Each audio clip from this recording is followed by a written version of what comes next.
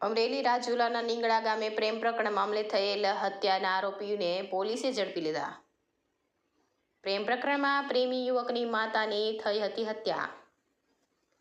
પ્રેમિકા યુવતીના પરિવારજનો દ્વારા યુવકનું અપહરણ કરાયું હતું। યુવકનું અપહરણ કરી કારમાં લઈ જતા અપહરણકારો પાસેથી યુવકને મુક્ત કરાવવા માતા વચ્ચે આવતા માતા પર 4 વ્હીલ કાર ચડાવી દીધેલ। પ્રેમી ભાવેશભાઈ ભીલની માતાની કારમાં કચડીને કરાઈ હતી હત્યા। 50 વર્ષીય જીતુબેન ભીલની કાર નીચે કચડી નાખતા મોત નીપજ્યું।